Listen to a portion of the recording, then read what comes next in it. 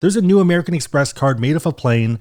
Clear might be getting outlawed, but it might actually be a good thing. There's a bunch of great deals, and we're going to look at one of the worst new cards out there. This and more in today's roundup. Big favor, hit the like button to help with the algorithm, and if you know anyone else that might benefit, then share this with them. First up, let's talk Amex. Delta and American Express are once again bringing another card made from the metal of an actual plane. It is limited edition, and anyone that's new or existing who has a Delta Reserve or Delta Reserve business can get the card. It's going to be available between April 25th and June 5th while supplies last. It isn't the first time they've done this. Last time it was a black colorway. The last one was also a Boeing 747 and it was launched in 2022. The new ones are cloud white and they're made from 2 Delta Boeing 747s. It's pretty cool that it showed the 27 years of the plane and the miles flown and all the other details. Also pretty much exactly the same as the black colorway. I have talked about this in other videos, but I think the limited edition hype beast style of marketing works pretty well. If you already have the card like I do, log into your account, click Account Services, Card Management, there's going to be an option to replace your card. Since the card isn't stolen and nothing happened to it, you just want to change the card design. As of filming, the 747 color is still available, and it looks pretty cool. I feel like blue and black are pretty common, but we don't really see any white top tier cards. You do need to enter your 3-digit CSC and you're good to go. They're going to replace it and it'll probably get here in the next week or two. If you already have the card, it's a no-brainer. You might as well swap it. And if you don't like it, you can go back to the old card. Best case, it becomes a little collector item for yourself. And even then, the normal colorway looks pretty good. Should you apply for the card in order to get this? I would argue not at all. If the card doesn't make sense, it's not really worth it. I like cool designs, but the math has to work. If you get value from the aggressive coupon book of the Delta Reserve or Delta Reserve business, then great. Mandy and I are probably the most pro coupon book people out there. We actively use rideshare, we stay at hotels when we travel, we like to eat out, whether it's $2 happy hour or cool new experiences.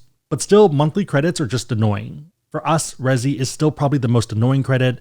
Maybe if they had more restaurants, it would help. Or if the regular places we go to were on it, then great. Right now, it does feel like we need to go out of the way to do a date night in order to use the credit. I guess in that sense, it is good because it's a forcing function, but it's still annoying. We also tried to use it in Houston, and Mandy's parents hated all the options on there, so we ended up just going to their normal go-to places. On that note, this brings us to the sponsor of today's video, DeleteMe. If you're looking to travel, one thing to be careful with is making sure that your personal information isn't being shared without your consent. The last thing you'd want is for a criminal to know your home address and that you're on vacation. You want to delay posting and make sure that your address isn't available. For example, last week we were in Houston. On Instagram, I'm still in Houston since the posting is delayed. Side note, follow me on Instagram and Ask Sebi for some trip highlights.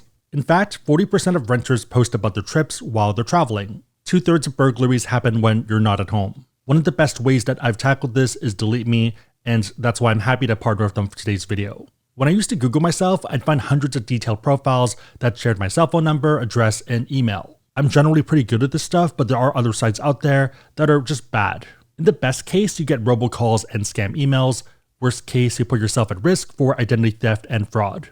Initially, I tried to remove all of this myself, which you can do, but it can take hours. And to be fair, I don't mind doing things while I'm watching Netflix. The issue though is that some of these sites don't have easy ways to opt out, and they just pop back up.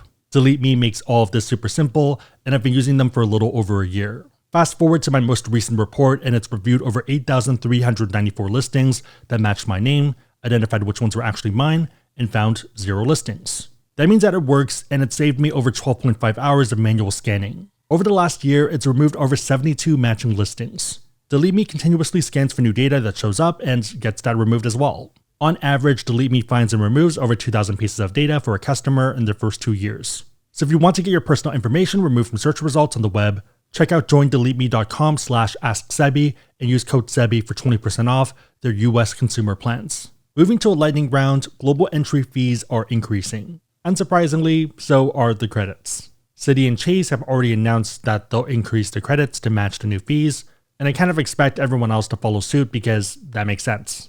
A bit related, but California is trying to ban Clear. The idea being that it's a basic equity issue, and if you have a concierge service that is bringing people in front of other people, then that's not fair. To be fair, there is a bit more beyond the headline. So they're not trying to punish Clear or put them out of business. What they're trying to do is have them operate their own dedicated security line that is separate from the other ones. The idea being that you can't cut in line. Maybe I'm misunderstanding something, but I feel like this would be better for Clear.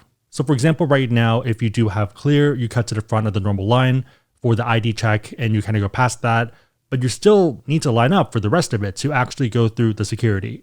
And if anything, I feel like this is the longest line, the secondary line, and takes forever. It sounds like that they're suggesting that Clear should have their own screening area entirely, and in that case, maybe give up one of the other lines.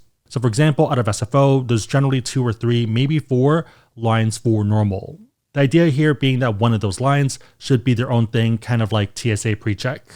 If it works the way that I'm imagining it, then it sounds like a big win for Clear. Fast one, but if you have or have had the US Bank Altitude Reserve, they did add terms saying that you are eligible for bonuses every 5 years. Pretty good for anyone that started the clock when the card came out. If you're looking to fly Etihad apartments, they just re-added the New York and Abu Dhabi route. One of the best hard products out there, great seat and pretty wide, awesome couch to sleep on.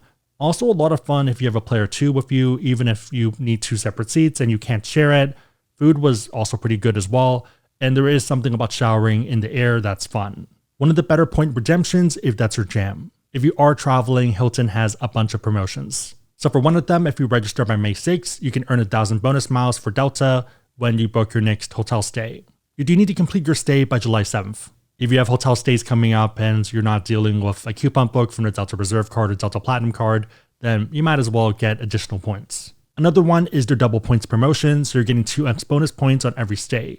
You can register now and it's for any stay between May 2nd and September 2nd, 2024. If you're someone that eats out, then I'd check out Seated, which just expanded to a lot of cities. You pretty much make a reservation for a restaurant, you go eat there, and you get cash back. It depends on your city and restaurant, but there are a lot of options in the 10% to 25 or even 30% range. Cashback can be used for Amazon gift cards, so kind of a cash equivalent. My understanding is that they're trying to be the Rakuten, but for restaurants instead of online shopping. So they are in a ton of cities, including San Francisco, and of course, New York. So for example, we probably go to Harbor View 1 to 2 times a month for dim sum or dinner.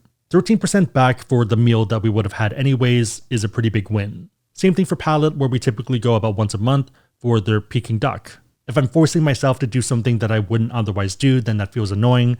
But if I'm getting extra cash back, 7 to 13% for places I regularly go that I really like already, then that's a win. If you're interested, you can use code J54 or scan the QR code on the screen to get $20 after your first meal. Or go to asksebi.com/seated. Worst case, try it out, do a $20 meal, and get $20 back. For anyone that has a Lila Ventana Big Sur booked, note that they are closed until May 26th due to Highway 1 closures. So if you do have something booked, make sure to call in to change the dates. Last one is the Barclays Xbox card. Surprisingly, a few people did ask me to review the card on Instagram, so we're here. No annual fee, so at least that is a good starting point. In terms of multipliers, it's very much a gamer card. You get 5x on the digital Microsoft Store, 3x on eligible streaming like Netflix, Disney Plus, and Spotify, and 1x on everything else. The main issue is point redemptions. It is 1 cent per point, but it's only for Xbox.com, Microsoft.com, consoles, and in-game. I don't know, it very much feels like one of those cards that's going to end up being a zombie card. It gets launched, there might be some interest, but people generally don't care. It stays active for maybe 2 to 5 years, and then it gets shut down. The reason being that it costs more to run and administer the program than it makes. Intro bonus is interesting, but kind of hilarious as well. So the first tranche makes a ton of sense. $50 with no spend, which is nice. Arguably 100% return on spend, but for very specific things. There also is a second tranche that's laughable. You get 2 3-month Game Pass Ultimate codes if you spend $7,000 in the first 12 months. So first off, Game Pass Ultimate is $17 a month. $17 times 6 months is $102 in value. That's terrible value. 102 divided by 7,000 minimum spend is 1.5% return on spend.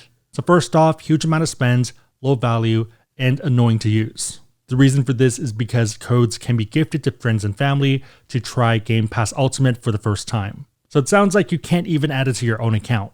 Main takeaway, the card doesn't really make sense unless you're a whale and you're doing a lot of in-game purchases. Maybe a streamer or a game reviewer who buys a lot of games because they have to, but otherwise it doesn't make sense. Maybe it's because I don't have a flagship console, but I don't see the point of the card. And to be fair, if you do have an Xbox or a PlayStation, let me know if I'm off base. I don't know, I'd rather get the Capital One Saver 1 for dining and streaming and call it a day. A lot of people wonder why I mostly focus on Chase, American Express, Citi, Capital One, and the mainstream issuers. It's because they offer the most value and also the most flexibility, and the fact that they have transferable points and high leverage cards for intro bonuses. If you're into gaming, then you can think of intro bonuses as the current meta and the one that drives the most value. It's pretty much the S tier strategy. Especially for normal people that have normal spending, it's the main way to get value. On that note, if you do want to learn about cards, we have links on the website, asksebi.com, and also down below in the description box. Make sure the links are competitive, but otherwise, it is a huge way to support the channel, so thank you guys in advance. If you made it to this point, leave a video game controller, which kind of looks like an Xbox controller, in the comments down below, and I'll try to heart it and also respond. 4 questions. Number 1, what are your thoughts on the Delta playing cards? Number 2, what other American Express cards do you see them doing the same strategy? Kind of curious what your thoughts on the clear ban are, and what are your thoughts on the Xbox card? Let me know and everyone else know in the comments down below. Big favorite, thumbs up, share this with a friend, but otherwise hope you liked it. See you next time.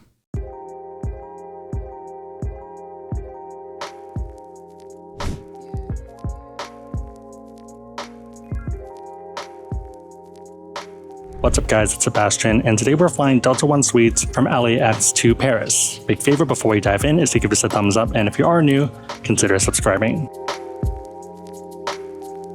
Let's do a quick suite tour before we take off and before it gets too noisy. So we are still on the ground and everyone's still mostly boarding. You have a ton of leg room down here, so even if you do have pretty long legs, you're going to be pretty comfortable. Pillow/comforter over here. I probably don't use it correctly, but it's a super nice comfy pillow. Gigantic screen over here. We're in seat 7J, LAX2 CDG. Down here there are lights and also storage towards the right. You want to put your camera, bag, snacks, plenty of room. You can also adjust your seat to bed mode, flight mode, and a bunch of other settings in between.